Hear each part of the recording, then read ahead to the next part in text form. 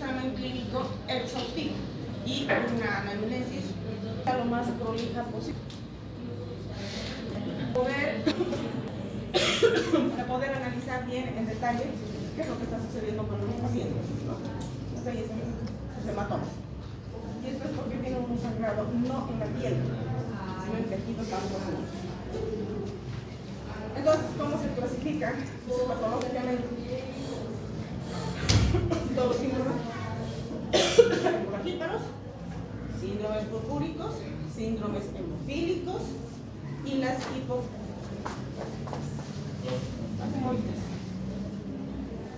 hipoprotrombinemias. ¿Qué son los síndromes hemofílicos? Los síndromes hemofílicos se relacionan con una alteración en los procesos de coagulación, pero esto es por una alteración en la estructura de la plaqueta. Por eso les decía, para poder entender ustedes tienen que ver la parte fisiológica. Es una alteración en la estructura de la plaqueta. La enfermedad de von Willebrand, por ejemplo, se caracteriza por la ausencia de una proteína que se va a unir al factor von Willebrand. El factor von Willebrand es el factor de coagulación, pero tiene que unirse a una proteína. Entonces, la ausencia de esa proteína va a ocasionar que no haya esa agregación de las plaquetas, porque se van a sujetar a proteínas y se van a sujetar entre ellas las plaquetas. Entonces, al no tener esa proteína, no va a haber agregación. Entonces, te va a sangrar y sangrar y sangrar. La hemofilia, cuando hay la ausencia de uno de los factores de coagulación, en este caso el factor 8. Y la hemofilia B, ausencia del factor 9. Entonces, tienen que saber los factores de coagulación. Vamos a hablar un poquito y decía grandes rasgos que es la enfermedad de von Willebrand. Congénito es una alteración genética en la que hay una diátesis hemorrágica que se va a originar por la deficiencia, tanto cualitativa como cuantitativa, del factor von Willebrand. El factor von Willebrand, hagan de cuenta que es como un pegamento que va a hacer que las plaquetas se unan unas con otras. Al no haber este factor, no hay coagulación.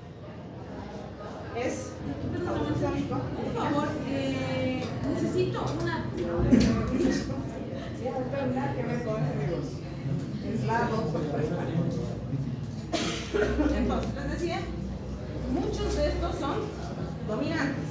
Hay algunos que son recesivos, que solamente las dos personas que tengan el alelo recesivo que se junten van a generar una descendencia que tenga la enfermedad.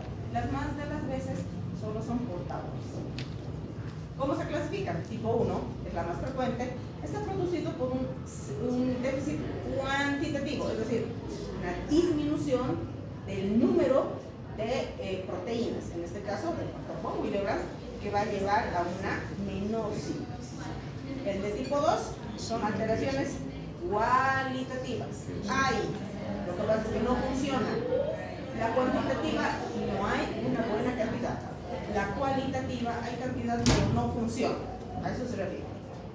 Entonces hay una disminución de los multímeros de alto peso molecular, que son las proteínas, como les decía, que son capaces de generar la agregación plaquetal.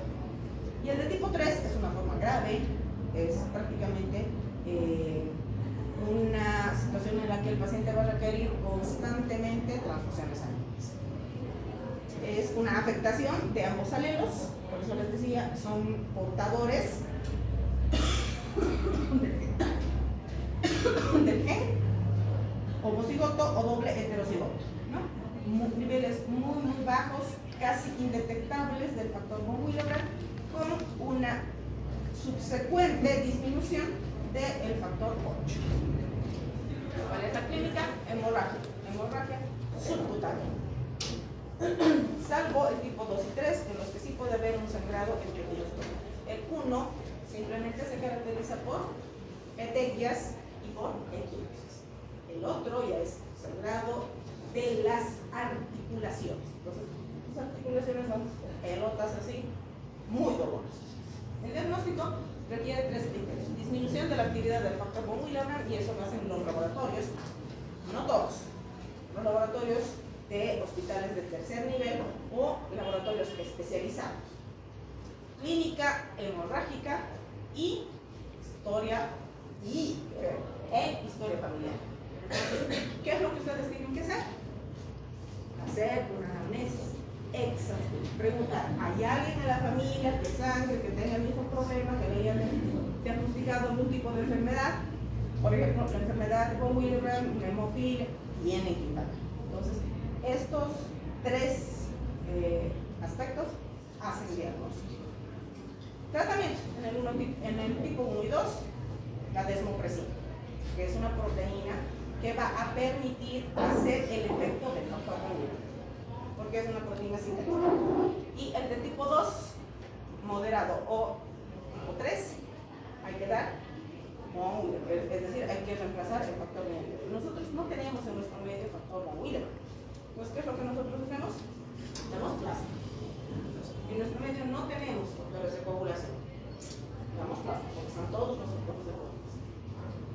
Y cuando los pacientes tienen una anemia severa por el sangrado, transfundimos en paquetes ovulares. Los antifibrinolíticos son útiles como tratamiento coadyuvante, pero su capacidad es muy limitada. Lo mejor es dar el factor específico. La hemofilia A y B se originan por el déficit de los factores 8 y 9, y la hemofilia C es causada por una alteración del factor 11. La hemofilia A es 5 veces superior a la hemofilia B y se produce por la mutación del gen del factor 8 o del factor 9 en el cromosoma X. Entonces, las mujeres son las portadoras, los hombres son los que hacen la hemofilia. La clínica, niveles de actividad del factor que determinan la gravedad del cuadro clínico que va a presentar el paciente. En la hemofilia grave, menos del 1% tiene una actividad del factor de coagulación, por eso necesitan reposición. Estos pacientes constantemente tienen que recibir grasa. Nuestro medio no tiene, gracias a Dios, mucha incidencia de hemofilia. Yo he tenido la oportunidad de ver 2 pacientes. En los 25 años que estoy ejerciendo la profesión, 2 pacientes he podido ver y se les ha hecho un diagnóstico casual. Y cuando tienen una actividad del 1 al 5%, una hemofilia grave con las actividades menos del 1%, moderada si es entre 1 a 5 y leve cuando es más del 25% de actividad. Eso lo determina el laboratorio. El diagnóstico: disminución de la actividad del factor, déficit de los factores 8-9, y esto se va a expresar sobre una prolongación del tiempo de tromoplastina parcial activado. Tienen que saber qué es el tiempo de tromoplastina parcial activado para saber qué cosas evalúa. El TP evalúa la vía intrínseca, tiene que saber por qué la intrínseca. El APTT evalúa la vía extrínseca. Tienen que saber cuáles son los factores de la vía extrínseca. El diagnóstico se establece a través del diagnóstico diferencial con la enfermedad de von Willebrand. Entonces, ¿qué tengo que hacer en mi laboratorio? ¿Cómo voy a hacer el diagnóstico? Tengo un paciente que tiene clínica de sangrado. Encima tiene catequias, tiene tomas y tiene una historia familiar de sangrado. Pido a mis laboratorios. ¿Qué tengo que pedir? TP y APTT. En los hemofílicos y en la enfermedad de von Willebrand, mi TP es normal, pero mi APTT está alterado, está prolongado. Entonces, cuando yo tengo una alteración del APTT, lo primero que tengo que pensar es una hemofilia o una enfermedad de von Willebrand. ¿Qué es lo que nosotros hacemos cuando tenemos que entrar de urgencia a quirófano? Pedimos TP, pedimos APTT. Y el TP está alterado y el APTT está alterado, inmediatamente pedimos plasma, sin averiguar cuál es la causa. Y ese es un problema que nosotros no tenemos que superar, porque estamos mal tratando al paciente. Tenemos que investigar cuál es la causa de esa alteración del TP y del APTT. Cuando el TP está alterado, lo único que hacemos nosotros es poner la vitamina K y hacer control en 24 horas. Si se ha corregido, quiere decir que es ausencia de vitamina K, nada más. Entonces, al reponer la vitamina K, el TP tiene que normalizar. Pero el TP no normaliza con el APTT no normaliza con la K. Tenemos que averiguar por qué está su APTT alterado. Y tengo que saber qué cosas me va a valorar el APTT. Entonces, si mi APTT solito está alterado, es decir, prolongado por encima de los 35 segundos, y mi TP es normal, en lo primero que tengo que pensar es que el paciente es hemofílico. ¿Cuál es el tratamiento? Concentrados plasmáticos de los factores de coagulación que sean inactivados o recombinantes. Hay en el exterior, en Chile, en Argentina, en Brasil, hay. ¿Por qué? Porque los factores de coagulación son derivados que de globular, son procesados laboratorialmente, pero nuestro país no tiene ese laboratorio que procesa. Nosotros lo único que hacemos es, del paquete globular sacamos el plasma rico en plaquetas, del plasma rico en plaquetas sacamos plaquetas y plasma. Y el plasma contiene todos los factores de coagulación. Y solo a eso nos limitamos. Entonces, lo que nosotros hacemos es dar plasmatos congelados. Bueno, el recombinante en forma precoz en las hemorragias o de manera profiláctica cuando el paciente tiene que entrar a una cirugía, lo que les decía. En la anemia, en la hemofilia A, moderado leve, podemos dar desmopresina. La desmopresina es muy cara, es carísima. Un frasco de desmopresina cuesta alrededor de, bueno, costaba hasta hace unos pocos meses atrás, costaba alrededor de 2.500 bolivianos, hasta hace unos pocos meses atrás. Ahora debe costar alrededor de 5.000 a 6.000, porque se ha duplicado todo. Entonces recurren a la desmopresina solamente para aquellos que son diputados, que pertenecen al gobierno. Los demás no podemos. Los de la mayoría de la gente no puede recurrir a la desmopresina, pero es lo ideal. El tratamiento de base pues, es el empleo del factor faltante, obviamente, para evitar la transmisión de agentes infecciosos. Una unidad de concentrado por kilogramo sube la actividad 2% del factor 8 y 1% del factor 9. En los hemofílicos A moderados a leves se emplea sin desmopresina asociado a antibióticos y otras medidas coadyuvantes como en la enfermedad de von Willebrand. La desmopresina en la hemofilia B no tiene una eficacia tan importante. Hemofilia A, desmopresina.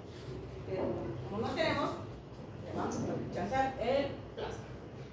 Es importante potenciar la actividad física, vigilar el estado nutricional, evitar sobrepeso, limitación a los movimientos, simplemente que ese paciente no se golpee, no se corte, no se caiga, porque ahí van a estar los problemas. Entonces, se limita mucho al paciente. Y generalmente, como estos son problemas genéticos, se detectan en la primera infancia. Y a ver, díganme a un niño que no brinque. Es difícil, ¿no? Entonces, estas son en realidad el paciente fallece por complicaciones de las hemorragias. Y a veces, como les decía, yo tengo la oportunidad de ver un paciente que ha entrado a cirugía por un accidente automovilístico y ha tenido un TEC leve, pero hecho un hematoma subdural, y ha entrado por neurocirugía a quirófano.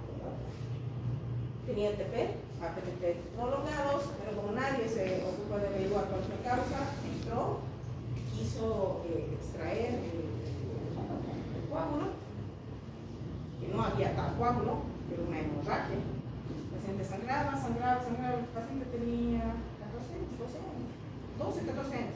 Sangraba.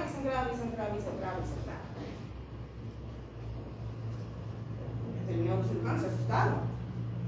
Háganle pruebas, ¿por qué está sangrando tanto? Pónganle plasma. Ya han tenido que poner 4 paquetes globulares y han tenido que poner unos 8 plasmas frescos congelados. Y no dejaba de sangrar ese paciente. Entonces han llamado al hematólogo, el hematólogo que tiene 2 dedos de frente ha dicho, háganle actividad de von Willebrand. Ha salido negativo, pero ha salido positivo para hemofilia A. Será lo máximo. Entonces, antes de entrar al quirófano, ese paciente debió tener diagnóstico. Entonces, no es muy frecuente en esto médico, pero existe esa posibilidad. La morbilidad por hemofilia es más frecuente, es bastante frecuente, ya que el 75% de los pacientes no reciben tratamiento, no se hace diagnóstico. Causas de la muerte: accidente cerebrovascular de tipo hemorrágico, lo que le pasó a Camino. Ahora, no sé si no sé, porque yo lo vi de más allá. Infarto agudo del miocardio, fibrilación auricular, complicaciones por infecciones por HIV, hepatitis, porque van a recibir cualquier cantidad de sangre. Se le va a transfundir, y se le va a transfundir, y se le va a transfundir. Entonces, estos pacientes son alto riesgo. ¿Qué es una púrpura? Es una hemorragia espontánea, como una petequia o un hematoma, en la que hay una alteración en el endotelio capilar, en la plaqueta o en ambos. Entonces, hay alteraciones por todo lado. Son los procesos de coagulación que son normales. Entonces, estos son los síntomas públicos. ¿Y esto dónde van a ver? En pacientes transfundidos. ¿Qué es un síndrome de púrpura? Una hemorragia espontánea, en la que hay una alteración a nivel plaquetario. Tienen que ver la estructura de la plaqueta. Hay una retracción del coágulo muy rápido, es decir, no hay, se forma un coágulo, pero inmediatamente es eliminado el coágulo. Los tiempos de sangría y resistencia capilares, pero no hay alteraciones en la coagulabilidad, es decir, hay coagulación, solamente esa coagulación no dura mucho, dura muy poco, dura lo menos posible. No se olviden que durante el proceso de hemostasia, primero hay agregación de las plaquetas, luego primero hay adhesión, luego hay agregación y se forma el coágulo blanco. Ese coágulo blanco es muy lábil. El flujo sanguíneo destruye ese coágulo y eso es lo que pasa acá. Para que no se deshaga ese coágulo, comienzan a formarse las hebras de fibrina, y eso lo hacen los factores de coagulación. Entonces, cuando no hay o hay una alteración tanto en el número y en la calidad de los factores de coagulación, no se forma esa malla de fibrina y el coágulo no se reabsorbe, sino es arrastrado por el flujo sanguíneo. ¿Cuál es la clínica? Púrpura, manchas de color rojo, vinoso, intenso, que pueden desaparecer a la presión y son prominentes, múltiples y están localizados en múltiples sitios. Las petequias son puntiformes, están situadas alrededor de todo lo que es pelo, todo lo que es glándula sebácea. No son patognomónicas, pero sí tienen una alta presencia cuando hay un síndrome púrpura. La equimosis son extensas, son irregulares, dimensiones variables, pueden llegar incluso a tener en toda la palma, en la planta, y fíjense, es toda esta parte de acá que está comprometida. Entonces, tienen que saber que es una púrpura, una petequia, una equimosis, ¿no? Y las vírices, que son líneas hemorrágicas, se las conoce también con el nombre de telangiectasis, y eso van a encontrar principalmente en pacientes que tengan una vasculitis, un proceso inflamatorio a nivel del endotelio vascular. Entonces, ahí está. Esto es una púrpura. Esto es una petequia, aunque no parece una petequia, porque esto es superficial. Este es un hematoma, esto ya es un poco más profundo. Está cubriendo no solo piel, sino tejido celular subcutáneo e incluso puede comprometer hasta parte del músculo. Esto es una petequia. Y miren esto. Miren estas son petequias. Estas son vírices. Es una petequia. Así de grande es una petequia. Pero esto es un hematoma. Al examen físico, pues, ¿qué es lo primero que voy a encontrar? Petequias, equimosis, sangrado, mucoso en piel, epistaxis, hemorragia, o puede haber incluso hematoma. A veces los pacientes no se dan cuenta y lo único que dicen es: estoy orinando oscuro, o estoy orinando muy concentrado, pero no es una orina concentrada, es una hematoma. Porque muchas veces los pacientes no lo reconocen, pero ustedes tienen que saber que es una hematoma. Entonces, los signos secundarios, hematomas, hemorragias, tanto musculares como articulares. ¿Cuáles son los desencadenantes? En las primarias son espontáneas. o pueden ser traumáticas, pero de un trauma leve y con una desproporcionada respuesta a ese trauma. Y la secundaria son traumatismos previos. El inicio es inmediato, en cambio en el secundario es tardío. Pasan a veces días, a veces primero horas y después días. La localización es superficial en la primaria y en la secundaria son locales. El control del sangrado es medidas locales en la primaria y para la secundaria necesita ya otra terapia sistémica. Ya necesitan dar antifibrinolíticos generalmente. Y el mejor antifibrinolítico que nosotros tenemos es el ácido tranexámico. Es el que utilizamos con mayor frecuencia. Vamos a hablar sobre la cantidad de plaquetas, las trombocitopenias. Un recuento plaquetario que está por debajo de 150.000. Si nosotros tenemos un valor que va de 250 a 500 y manejamos ese valor como normal, por debajo de 250 ya es una trombocitopenia. Pero es una trombocitopenia transitoria, leve, que no va a tener ningún tipo de repercusión clínica. Cuando está por debajo de 150.000, eventualmente en algunos pacientes puede ya haber signos síntomas, petequias, haber íbices, puede haber púrpura, pero no tiene repercusión clínica sistémica, solo local.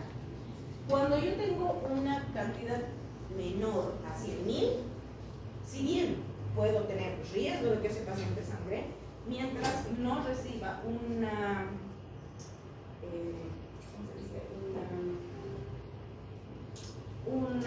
forma de diagnóstico agresivo, una endoscopía o una colocación de un catéter, una cosa de esas, el paciente no necesita tratamiento.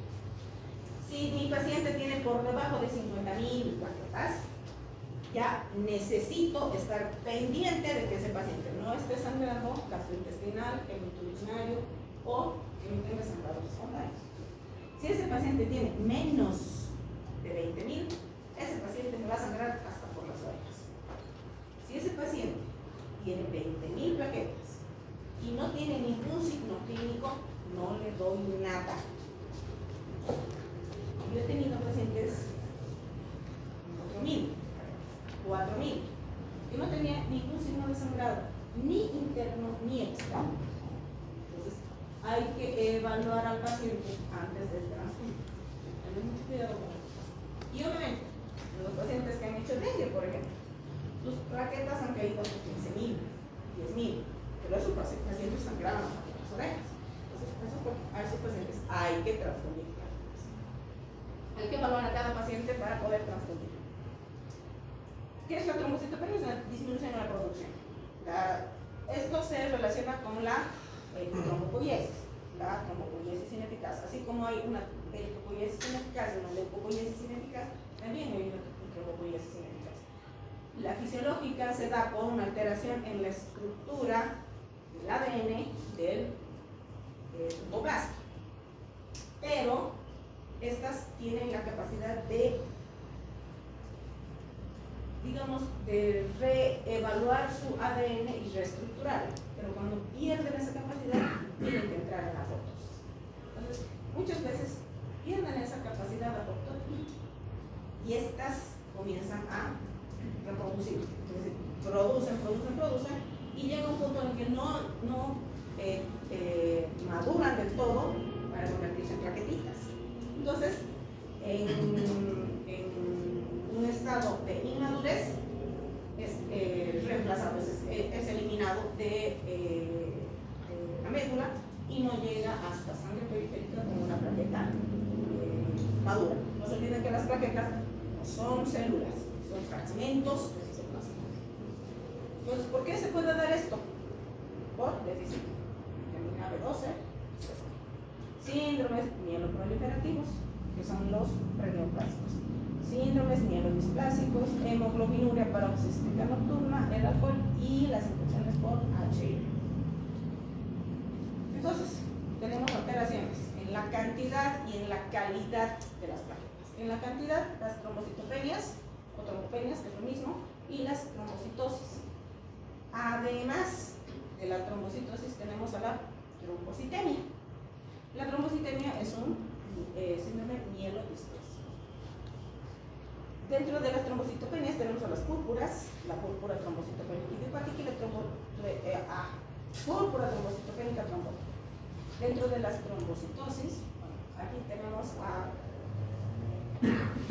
N cantidad de circunstancias que pueden ocasionar un aumento de la producción. Pueden ser de forma reactiva o pueden ser como un síndrome preneoplásico, ¿no? O un síndrome preneoplásico.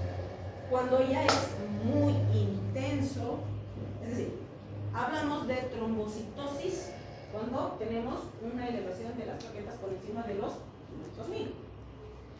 700.000, 800.000 es una trombocitosis reactiva que puede deberse a cualquier circunstancia. En el caso mío, por ejemplo, generalmente es reactivo a los citostáticos. Cuando no hay una causa de base, hay otros medicamentos también que pueden producir una trombocitosis reactiva. Cuando no hay una causa de base, es decir, es un hallazgo casual, ahí tengo que considerar la posibilidad de que haya una neoplasia de base. Entonces hay que tener cuidado con eso. Habíamos visto a las leucemias. La polistemia vera es un síndrome preneoplásico, es un síndrome mieloproliferativo. Ahí tenemos a la mielofibrosis. ¿Cuál es la principal causa en nuestro medio? Es la tuberculosis. Y la trombocitemia esencial, que no tiene una causa, generalmente esto es genético y esto es ya un síndrome preneoplásico. Es decir, esta trombocitemia en algún momento nos va a hacer una luz. Y las alteraciones cualitativas, las trombocitopatías. Aquí tenemos a las de origen genético y a las secundarias. Las de origen genético, el síndrome de Bernard-Stolier, la enfermedad de Glasgow, que es denominada también trombocitopenia de Glasgow. Entonces, ustedes fíjense, es un montón de patologías, de las que vamos a tocar casi nada. Esta es la clasificación real de las alteraciones plaquetarias.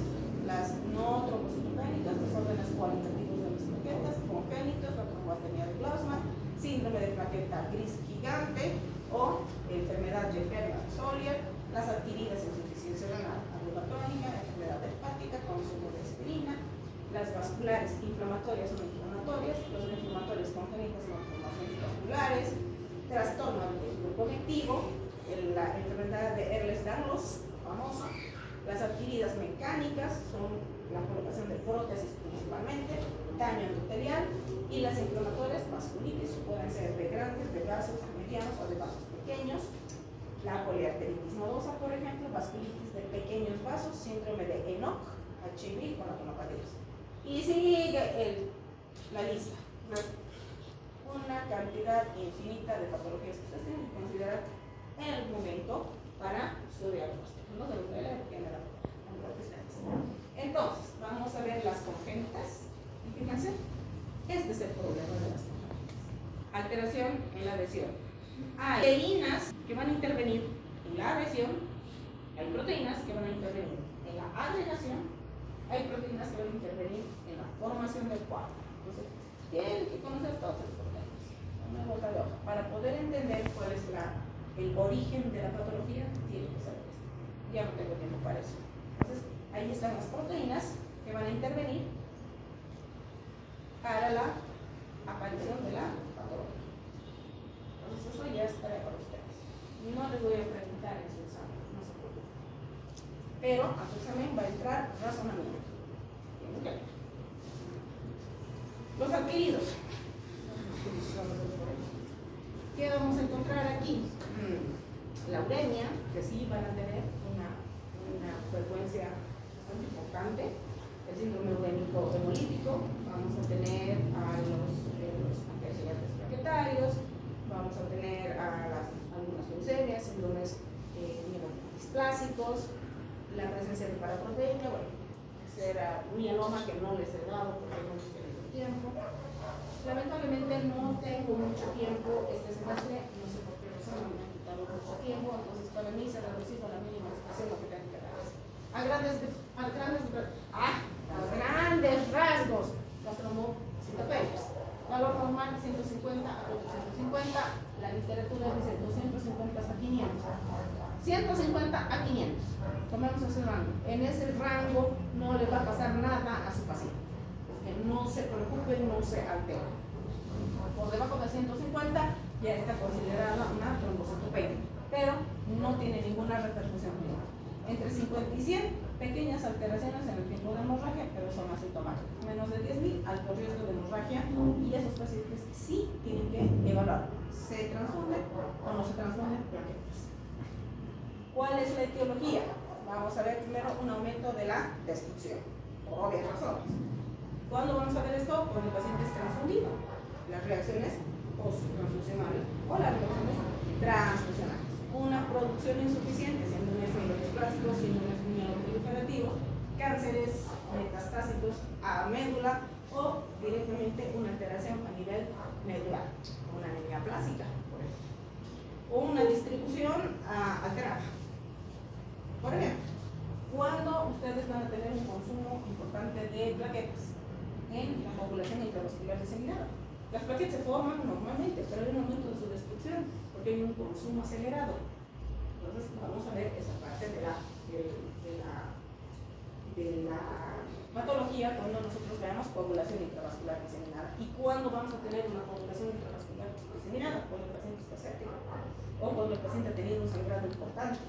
Bueno, por ejemplo, en el síndrome, principalmente en la parte ginecológica más que todo, ¿no? Van a haber grandes sangrados que va a ser un síndrome de Sheehan, va a ser, esos van a tener un efecto secundario, un efecto colateral que es la coagulación intravascular. Un defecto en la producción, fallo medular, aplasia medular, púrpura, amegakardiocítica primaria, anemia Fanconi, iatrogenia por radioquimioterapia, infiltración de médula, tumores que van a metastatizar a médula, leucemias, linfomas, fibrosis.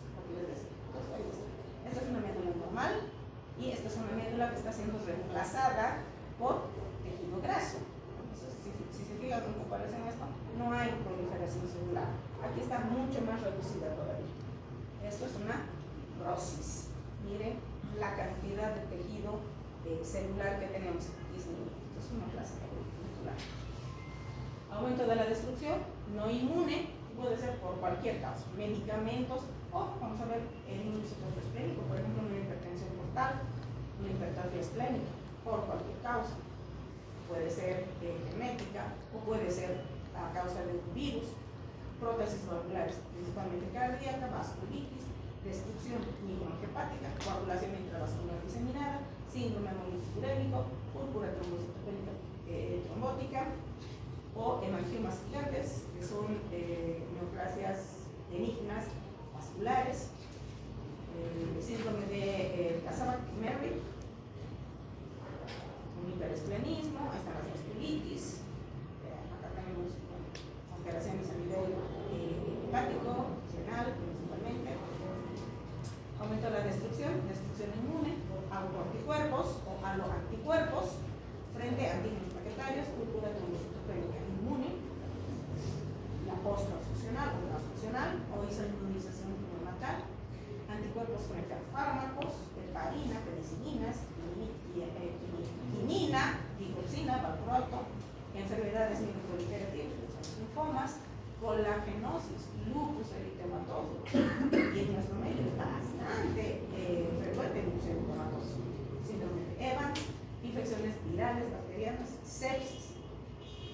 Entonces, ¿qué va a pasar? Este macrófago del vaso va a reconocer proteínas de la membrana de la plaqueta y se la va a agarrar y se la va a comer. Miren este vaso. ¿Cuál es el tratamiento? Chao vaso. Fármacos. Supresión de la producción. Los citostáticos, tienen todas. También tenemos las pesticidas, al etanol, estrógenos, una destrucción inmune, heparina, quinina, sales de oro, inmunometacina. La inmunometacina se da mucho en la tercera edad, principalmente por problema artrósico, las sulfonamidas, las penicilinas, aspirina, valproato, la cimetidina, que a veces ya no utilizamos, ni la ranitidina, la furosemida, sí, las mesilas también, alfa-lidopa, interferones, digoxina. Entonces, hay una cantidad larga de medicamentos que van a producir una destrucción acelerada. Las trombopenias hereditarias no respondedoras al tratamiento con esteroides, porque cuando nosotros tenemos una trombocitopenia, tenemos que pedirle que para ver si es inmune o no inmune. Tenemos que pedir CUMS. El CUMS nos va a decir, ¿es o no es inmune? Entonces, si no es inmune, iniciemos inmediatamente, perdón, si es inmune, inmediatamente iniciamos con esteroides. Pero si no responde y sigue disminuyendo el número de plaquetas, es una trombocytopenia no respondedora. Entonces, ¿qué hacemos frente a eso? Solo tenemos que transfundir plaquetas. Es poco frecuente, sí. El valor de las plaquetas está por debajo de 30.000, pero digamos con una historia no relacionada al sangrado, o sea, no tiene una historia de sangrado evidente. Por eso les decía, he tenido pacientes con 5.000 de plaquetas que no he transfundido. Todo depende del estado general de su paciente. Las hereditarias, el síndrome de Wiskott-Aldrich es una alteración genética donde el problema es en el cromosomitis, por lo tanto es portador, que no haga la enfermedad, no hace la enfermedad. Pero las mujeres, porque tenemos dos X, los varones hacen la enfermedad, porque tienen un solo cromosomitis. Hay una deficiencia inmune en la maduración de los linfocitos y una disminución de la vida media de las plaquetas, con una agregación anormal. Se asocia a eczema e infecciones en la pelvis. El síndrome de Bernard-Sawyer también es autosómico recesivo y tenemos al Wiskott-Aldrich. Estas patologías se detectan en la primera infancia porque son alteraciones genéticas. Todo lo que es genético se tiene que diagnosticar en la primera infancia, en los primeros años, del primero a 2 años, de ser posible. Si nosotros no les damos bola a estos niños van a llegar a la adolescencia y van a tener muchos problemas, o en el curso de ese tiempo van a fallecer. Entonces, lo más característico es esto de acá y, obviamente, las alteras. Este porque es un sangrado, entonces porque sus plaquetas están muy bajas. Estos niños tienen hematomas,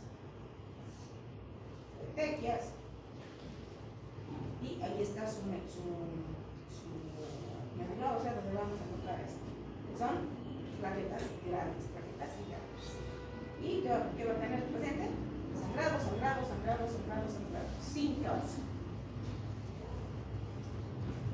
La anomalía de May-Hagelin es autosómico dominante, presencia de plaquetas gigantes con inclusiones azules, cuerpos de Doyle. Ya habíamos visto los cuerpos de Doyle, que son inclusiones intraeritrocitarias.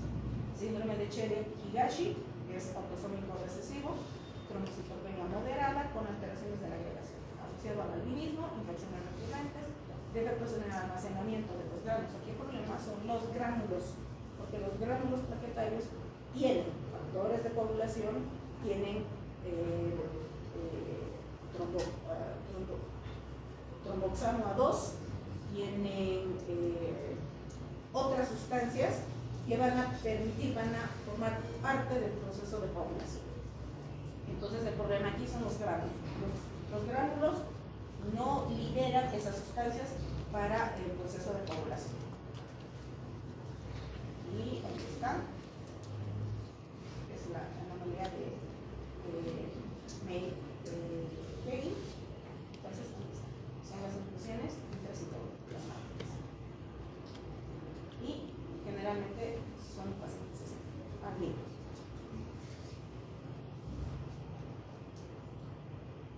Y aquí están, es grave. Están dentro de la plaqueta que tienen que ser liberados para poder generar el proceso de coagulación y no se genera porque no se libera. Esto es una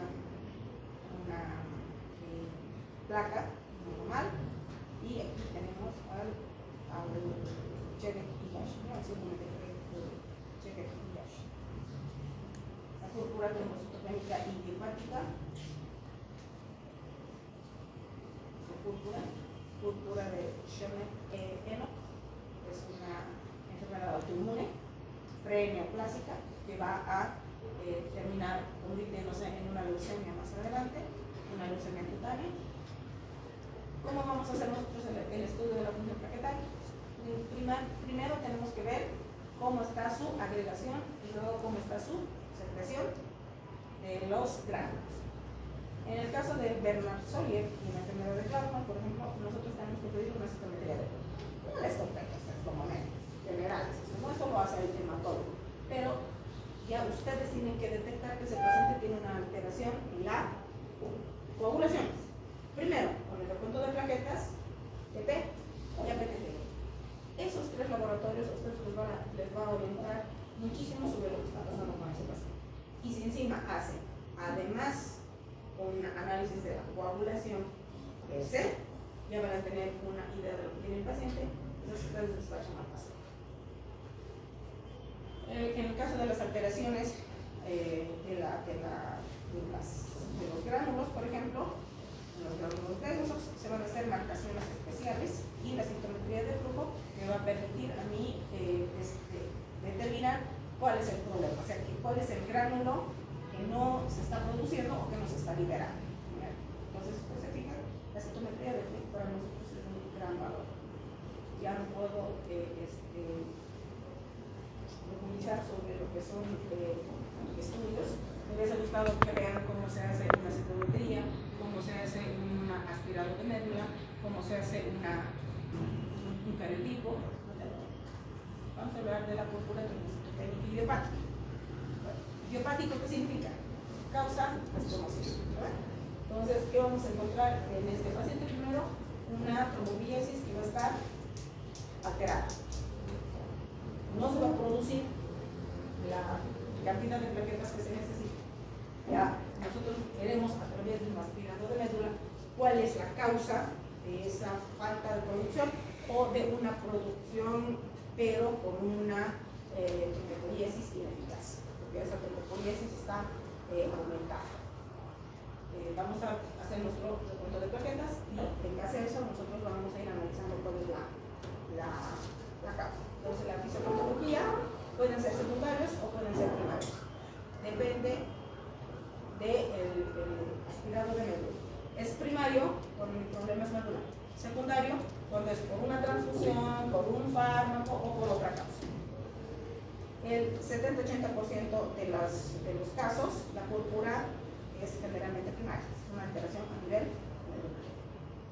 La trombopoiesis no inmune puede darse en coagulación intravascular diseminada, púrpura trombótica, síndrome multiurémico o síndrome de Gardner. Lo que les decía, principalmente en pacientes que tengan un sangrado importante y además tengan un proceso séptico secundario.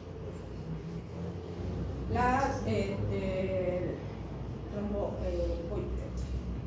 trombocitopenia mediada por anticuerpos, generalmente por transfusiones a repetición.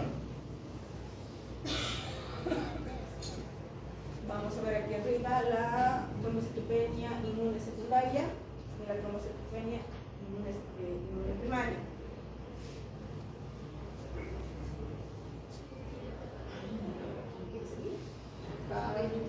Síndrome de Harrington, infusión de plasma, Schulman, son las proteínas que yo tengo que descartar, es decir, hacer diagnósticos diferenciales para poder llegar a mi diagnóstico de púrpura. Diagnóstico aspirado de médula. No hay doctores y no les compete a ustedes. Ustedes ven una trombocitopenia severa, un paciente que está sangrando, transfunden plaquetas y derivan al paciente. No les corresponde hacer el resto del trabajo. Le corresponde al hematólogo.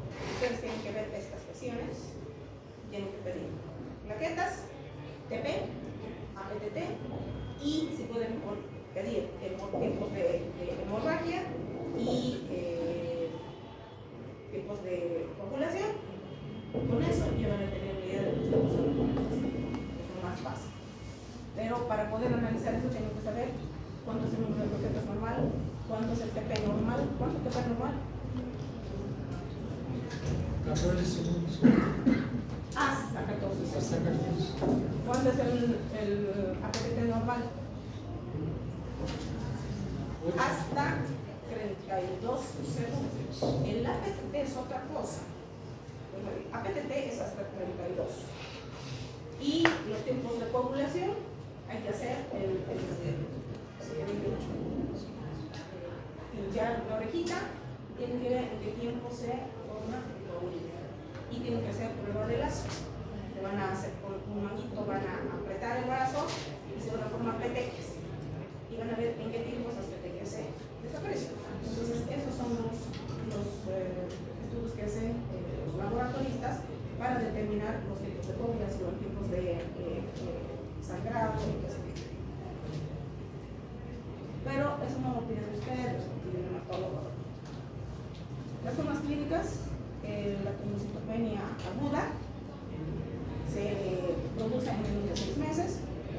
Hay una población importante, que es la infantil, que va a ser susceptible a la trombocitopenia hepática. Pero también la tercera edad, a partir de los 70 años, pueden hacer una trombocitopenia hepática asociada a procesos virales principalmente, y hay unas recuperaciones totales. O sea, los niños ni se molestan en dar tratamiento porque los niños solitos se van a curar, no les va a pasar nada. Simplemente hay que tener cuidado de que esos niños no se golpeen, no se corten, porque es muy complicado. El crónico, que se llama también enfermedad de Warhol, generalmente es de larga data. La población joven es la más susceptible, la adulta joven y más las mujeres. Generalmente está asociado a una infección por el Helicobacter pylori, está asociado al Epstein-Barr, que son una infección viral, por ejemplo, y el 90% de los casos tienen una recuperación muy favorable. Se puede hacer tratamiento, algunos no. ¿En qué grupo están los pacientes? Hay que ver eso. Algunos no responden bien, otros responden muy bien. Algunos necesitan anticuerpos monoclonales para poder controlar, porque tienen una trombocitopenia severísima. Yo he tenido la oportunidad de ver una paciente de 58 años que ha venido solamente porque tenía epistaxis frecuente. Se la ha internado para transfundir plaquetas, y esa paciente ha tenido una pérdida de plaquetas, pero descomunante. Se le han hecho todos los estudios, no pudimos encontrar la causa de su trombocitopenia arterial progresiva. Ha durado esa señora 2 semanas en el hospital.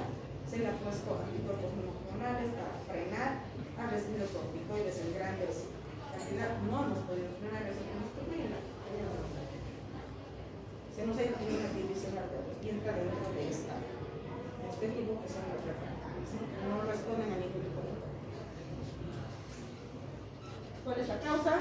Anticuerpos que van a inhibir a una enzima, al ADAMTS13. Hay una falta de fragmentación del Willebrand y hay una agregación alterada,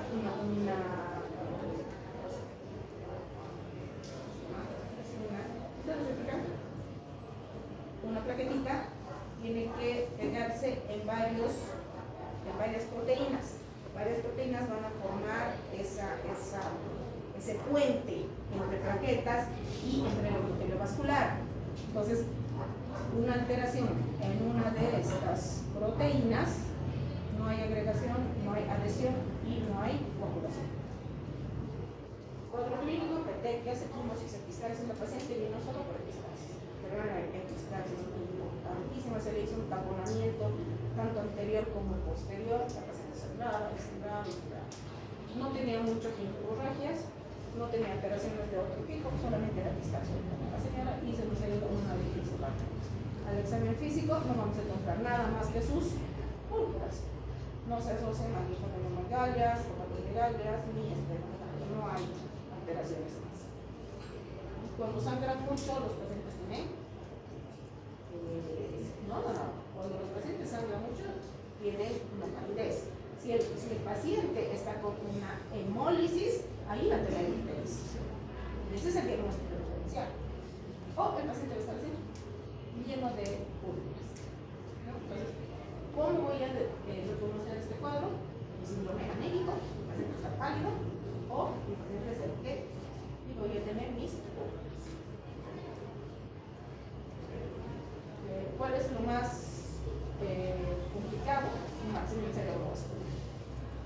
Neurológicas, cefalea, trastornos visuales, ataxia, psicoconmoción, alteraciones neurológicas, parestesias, disartria, afasia, convulsiones, osteoportoma, hemorragia cerebral, un accidente cerebrovascular hemorrágico. Esa es la causa más importante de fallecimiento de los pacientes. La ventada, trombocitopenia, una hemólisis angiopática, afectación neurológica, fiebre y afectación renal. Porque está sangrando, el paciente va a ser un injuria renal, no se lo puede estabilizar, este paciente va a entrar en fracaso renal y finalmente puede ser una injuria renal. Laboratorios.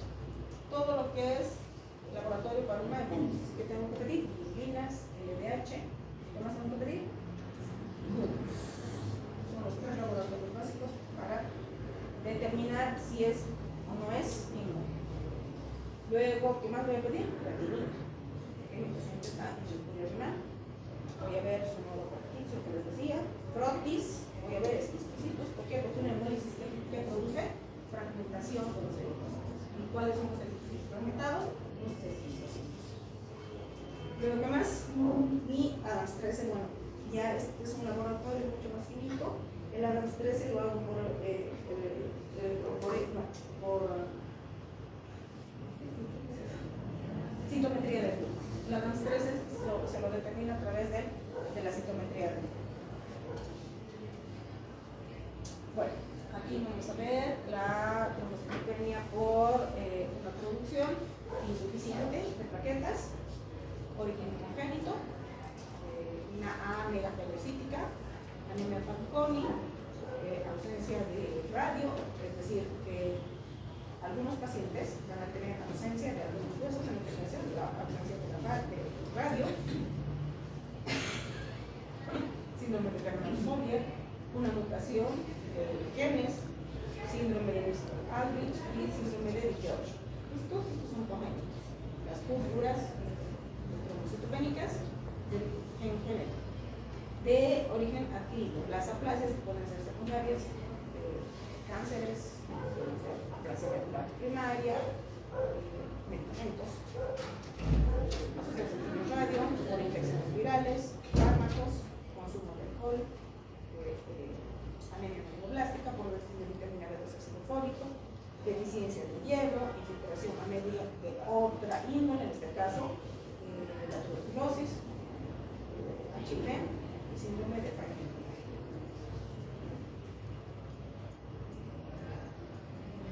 La púrpura trombocitopénica idiopática. Púrpura trombocitopénica gótica. Síndrome de no creo que sea tratamiento. En una emergencia, ¿qué es lo que tengo que hacer? Si mi paciente tiene una púrpura de tipo inmune, corticoide en grandes cantidades. Metildopa o metilprednisolona, que es lo que yo voy a administrar como intravenoso. 1 gramo día, que tengo que dividirlo en 3 tomas. Gamoglobulinas, carísimas. 7,000 cuesta un respiratorio. 7,000. Pero hay que dar, si se necesita, se necesita. Plaquetas, lo que trato de plaquetitas. Y puedo dar ácido aminocarboico, que no me va a ayudar mucho, ni cristina, que tampoco me va a ayudar mucho. Dexametasona, si mi paciente está estable, voy a dar 40 miligramos por 4 días y luego durante 6 meses. O la prednisona, que voy a dar oral, 2 miligramos por día. Una esclerectomía, en el caso de que el paciente requiere una esclerectomía, que no responden a los corticoides. Entonces tengo que agarrarme de qué? De mis corticoides.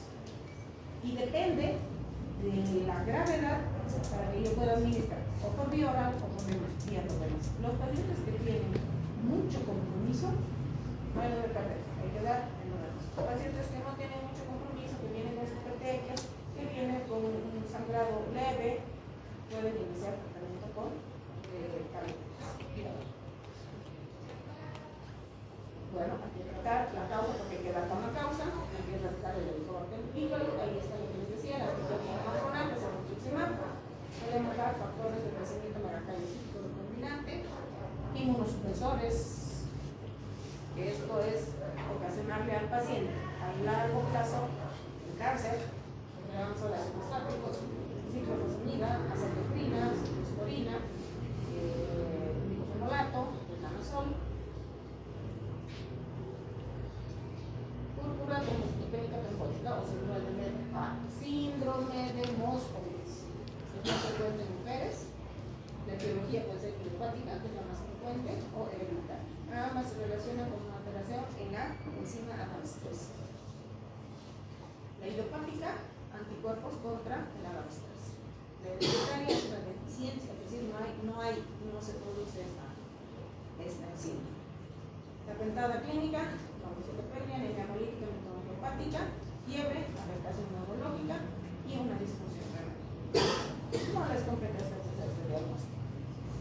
El diagnóstico a través de la detección del ADAMTS13, que es por la citometría del flujo. ¿Cómo voy a hacer el diagnóstico? Cuando hay más del 10% síndrome hemolítico y menos del 5% una trombocitopenia trombótica. Tratamiento, plasmaféresis. ¿Sabes lo que es la plasmaféresis? Se saca del paciente toda la sangre.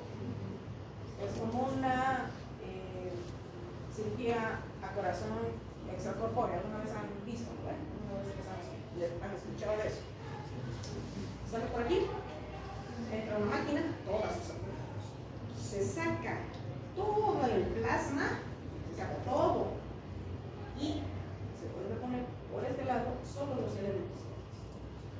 Se sacan todos los anticuerpos, porque los anticuerpos están sostenidos, mantenidos en el plasma, se saca todo el plasma y es reemplazado por otro tipo de líquido similar al plasma.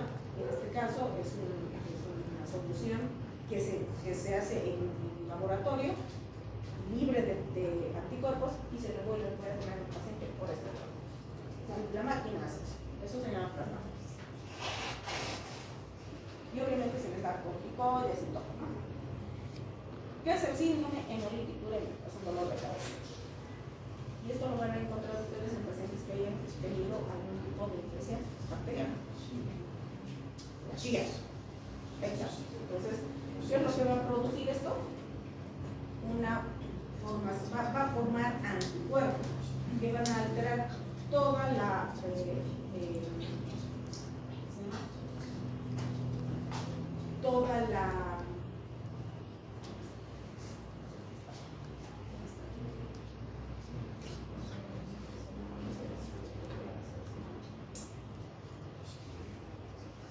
¿qué es el CIRS? Se me ha ido por aquí. ¿Qué es el CIRS? Disfunción orgánica sistémica, una disfunción orgánica sistémica. Eso es lo que va a producir la Shigella, porque no va a producir la bacteria, lo va a producir el anticuerpo que nosotros generamos ante la presencia de esa bacteria. Eso es. Entonces, ¿qué es lo que va a producir ese anticuerpo? Daño tisular, muerte celular. Eso es lo que va a producir. Por eso va a producirse un CIRS. Eso es lo que va a producir. ¿Cuál es el tratamiento? El síndrome hemolítico urémico. El soporte. Hay que darle al paciente líquidos, hay que darle al paciente a necesitar terapia intensiva. Si Dios es grande, va a salir del síndrome hemolítico urémico. Si no, las más de las veces los pacientes no salen del síndrome hemolítico urémico. Y si salen, o si tienen la desgracia de salir, van a tener muchos casos. El paciente va a entrar en fallo renal, va a estar colado de una máquina de diálisis. Es una tragedia total. Primero, fisioterapia para evitar el fracaso total. Luego vamos a administrar diálisis, porque es porque va a necesitar el paciente entrar en una insuficiencia renal severa. Luego, antibiótico-terapia, que es muy controversial, porque ¿para qué le van a dar la antibiótico-terapia? Si el problema no es la bacteria, el problema es el anticuerpo que genera la bacteria. De todas maneras se da. ¿Y se da? ¿Qué se da? Se da el fluniperén. Estamos acostumbrados a utilizar antibióticos de esto altísimo. Entonces, hay que ver si se va a beneficiar o no, porque estos pacientes van a hacer una neumonía, van a hacer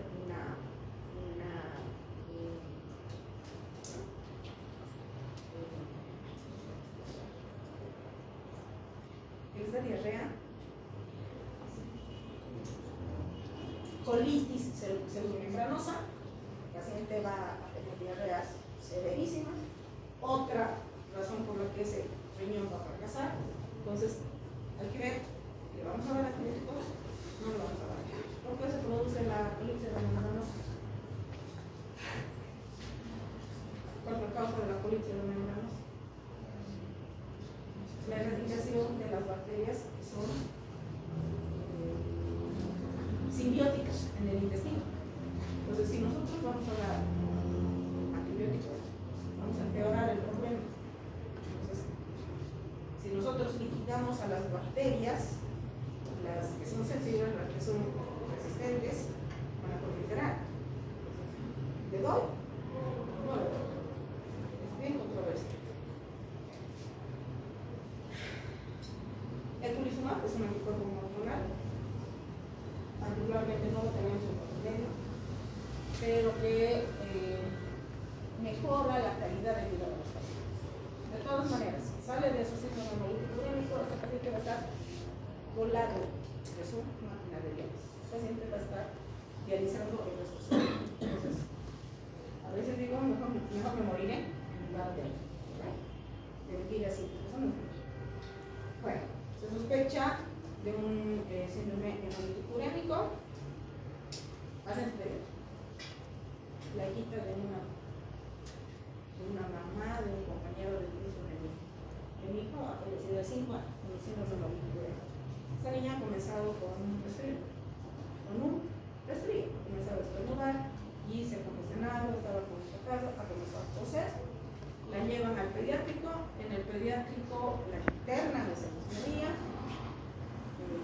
le han hecho todos sus exámenes, han iniciado antibiótico. Aquí está lo controversial del antibiótico. ¿Le voy a dar o no le voy a dar? Le han iniciado antibiótico, le han iniciado veneno. Al día siguiente, esa misma noche, en la madrugada, esa niña ha hecho una neumopenia severa y ha hecho una anemia. Esa misma noche ha entrado a terapia intensiva, ha comprado las mamoglobulinas y para las 8 de la mañana la niña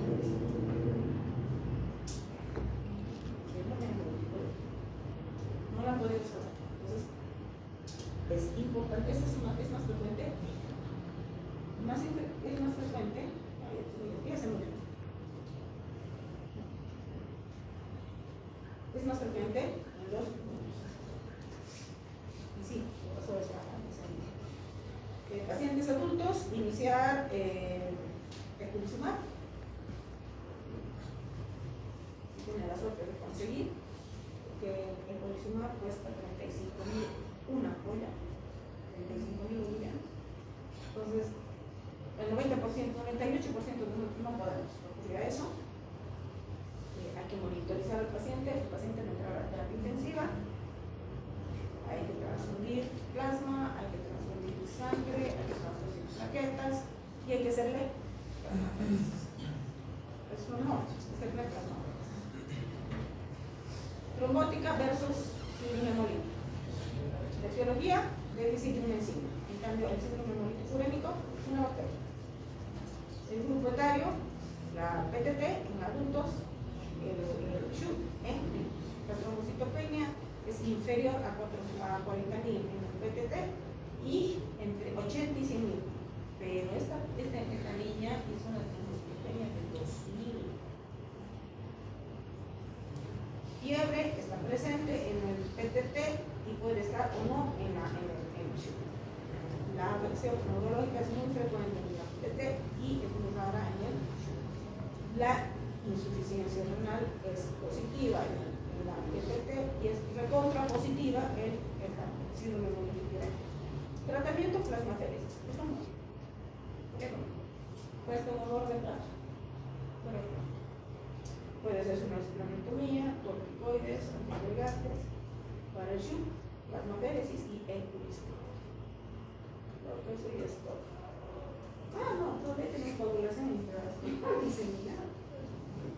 ¿Qué hora es?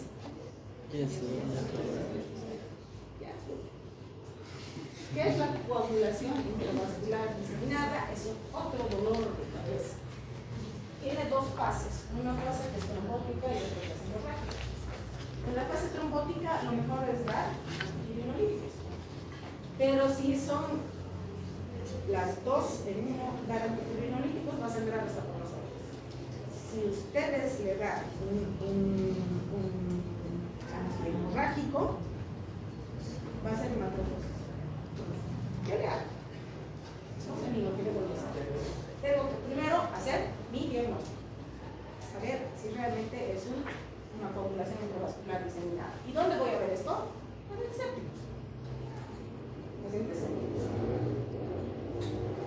Inmunocomprometidos, portadores de un trasplante, portadores de HIV, que reciben corticoides porque tienen una enfermedad autoinmune. Esos pacientes son los susceptibles de ARDS. Es una trombosis microvascular generalizada. Como les digo, es una fase trombótica y una fase hemorrágica. Tengo que tener mucho cuidado para poder prescribir. Si yo tengo este paciente una agregación plaquetaria alterada, porque tengo una lesión endotelial, si yo le voy a dar un corticoide, voy a generar un sangrado. Porque ¿qué va a hacer el corticoide? Para el sangrado. Entonces, ¿qué hace el corticoide?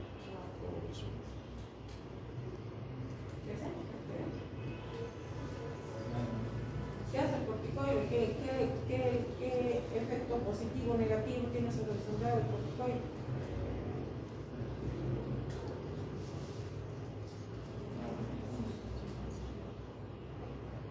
Es un antiinflamatorio de alta potencia.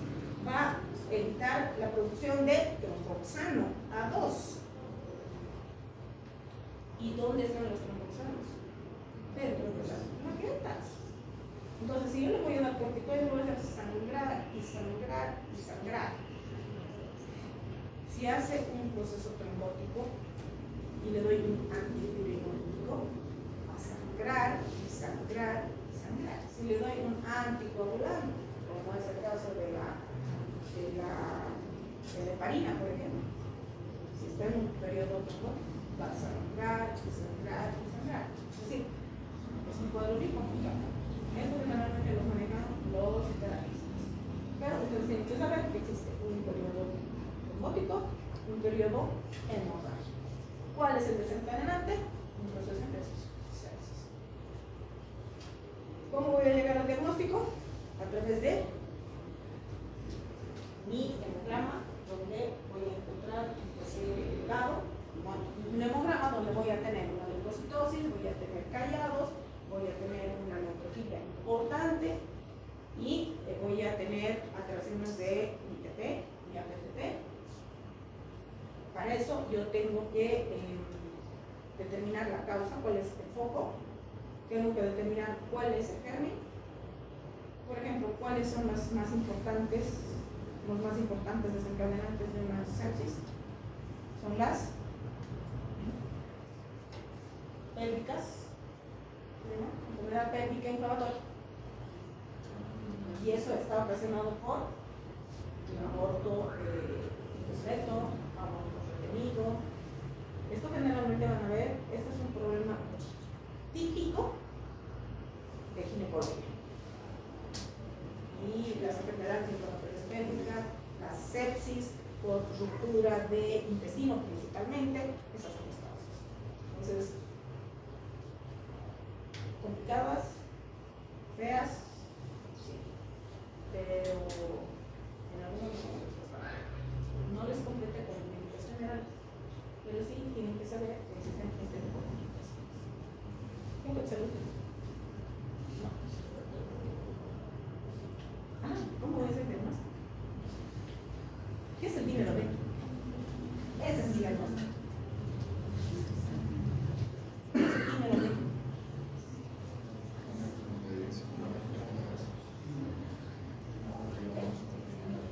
¿Qué es el dímero B? Producto de degradación de la fibrina. Cuando se ha formado el coágulo, este coágulo no puede permanecer toda la vida, porque me va a hacer un trombo. Entonces, vienen otras proteínas que me van a degradar este coágulo. Y producto de degradación de ese coágulo es el dímero D. Y este dímero D, cuando está alto, me dice que es un proceso trombótico. Si este dímero D está normal, está en un proceso hemorrágico.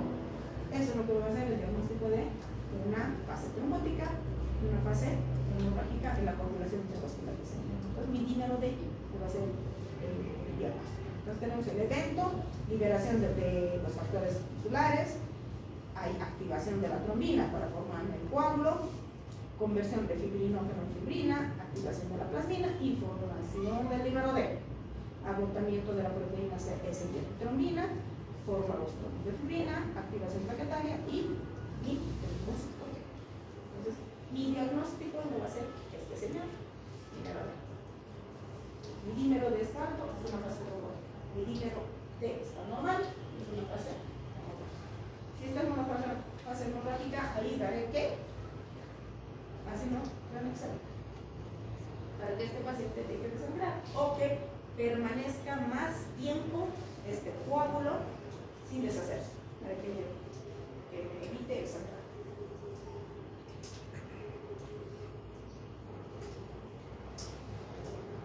Bueno, ahí están mis alteraciones laboratoriales, tratamiento, plaquetas, plasma precipitado, anticoagulantes, ácido tranexámico, proteína activa, factor 7, otras terapias. No, esto ya no. Esto es más para gastroenterología porque son alteraciones vasculares netamente del endotelio. Ya no les voy a poner esto. Esto es lo que pone más. Hay un proceso inflamatorio vascular, por eso se forman vasculares. Esto se ve más en gastroenterología. Fíjense, son microsangrados de la mucosa. Pero eso es por el endotelio vascular, por una alteración en el endotelio vascular.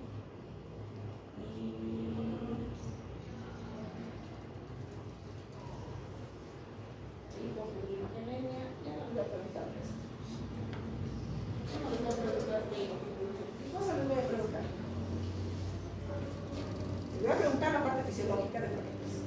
Eso les voy a preguntar. Eso sí va a entrar, porque eso sí les compete a ustedes estudiar. Algo de hemofilias, algo de trombocitopenias, lo más básico. Pues, ¿qué más? Preguntar tratamiento, no van a hacer ustedes tratamiento, pero por lo menos lo general deben que saber. ¿Cuándo van a transferir plaquetas? ¿Qué pacientes necesitan transfusiones?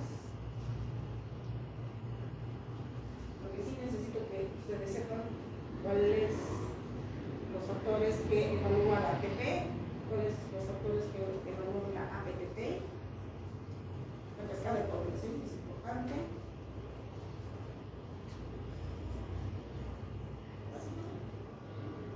Si les pregunto coagulación intravascular diseminada, si la volumen clorento,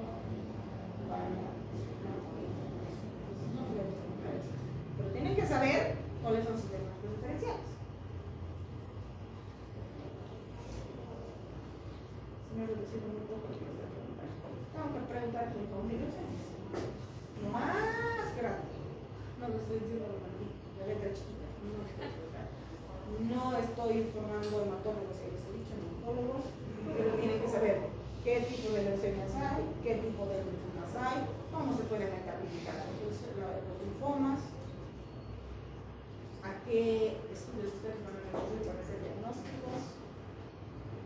¿Cuestión? No me gusta mucho les dejo suerte. Creo que entonces solo son 3 temas, ¿no? En realidad, Una pregunta de